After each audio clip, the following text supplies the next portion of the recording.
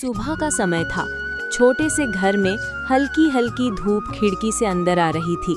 रसोई से चाय और पराठे की खुशबू पूरे घर में फैल रही थी। सीमा एक साधारण सी गृहिणी अपने परिवार के लिए हर रोज की तरह सुबह से ही काम में लगी हुई थी।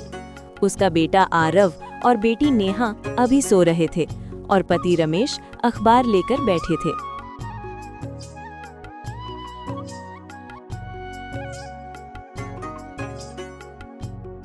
आरव बेटा, उठ जाओ, स्कूल का टाइम हो रहा है।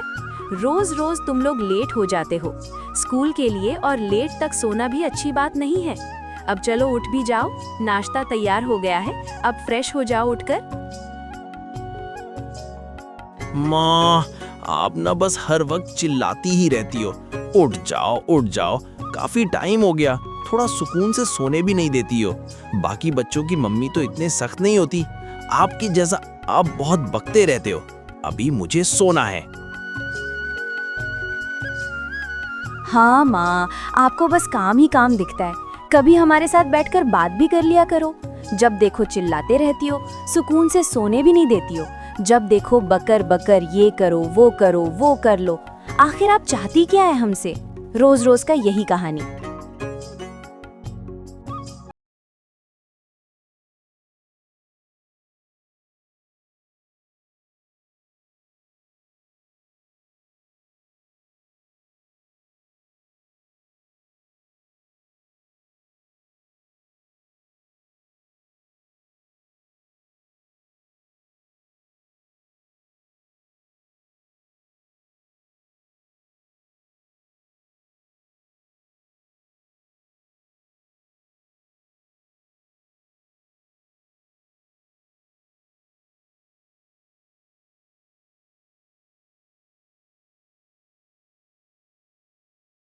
उस दिन के बाद सीमा ने बच्चों को जगाना, डांटना सब कम कर दिया। वो बस चुपचाप अपना काम करती रहती, बच्चों की हर जरूरत पूरी करती, लेकिन अब पहले जैसी बातें नहीं करती। घर में सब कुछ था, लेकिन माँ की आवाज की कमी महसूस होने लगी। एक दिन आरव स्कूल के लिए देर से उठा। घबराकर अपनी माँ को चिल्लाकर बोला, माँ, आपने मुझे उठाया क्यों नहीं? आज मेरा टेस्ट था, मैं स्कूल के लिए लेट हो गया। अब मैं क्या करूँ माँ?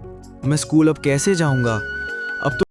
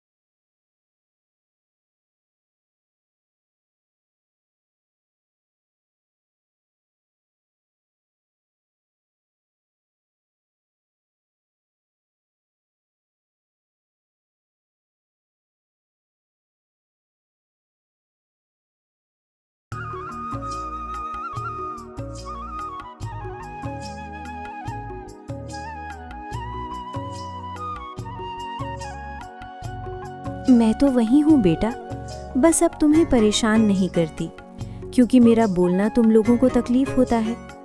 क्योंकि कोई माँ बाप अपने बच्चे को डांटता है या बोलता है तो उसमें उसी का भलाई होता है।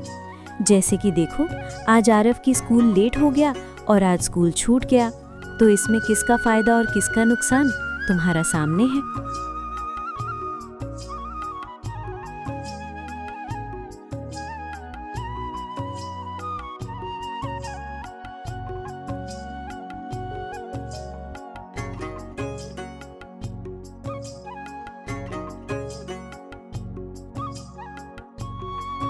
रात को सीमा अकेले बैठी थी।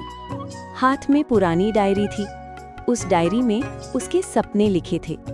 एक सपना शिक्षिका बनने का, लेकिन शादी और बच्चों के बाद उसने अपने सारे सपने छोड़ दिए थे। हाउसवाइफ बनकर अपने घर की जिम्मेवारी संभालने लगी। काश मैं भी कुछ बन पाती, लेकिन अब तो बस बच्चों का भविष्य ही मेरा सपना है। लेकिन अब क्या होगा, क्योंकि बच्चों को समझना या बोलना तकलीफ होता है। लेकिन अब तो भगवान ही जाने कि हमारे बच्चों का क्या होगा। यही सोच सोच के तकलीफ होता है कि मेरी तरह उसकी जिंदगी भी कहीं।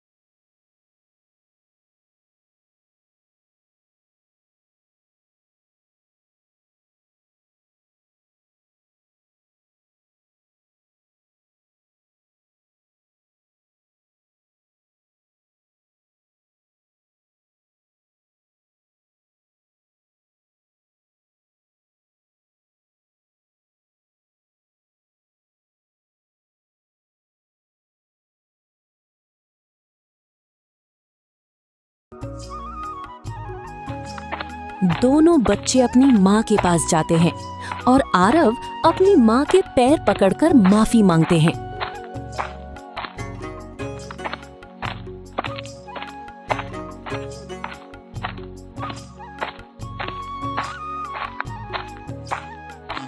हमें माफ कर दो, हम बहुत गलत थे। आपने हमारे लिए इतना कुछ किया और हम समझ ही नहीं पाए।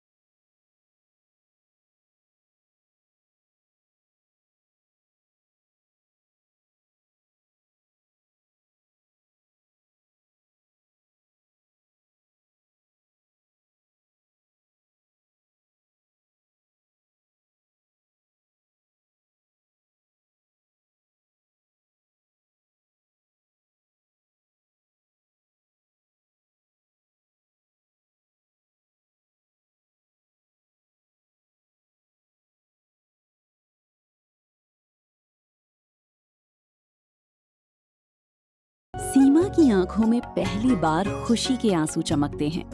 घर वही था, लोग वही थे, लेकिन अब उस घर में समझ, प्यार और सम्मान पहले से कहीं ज्यादा था।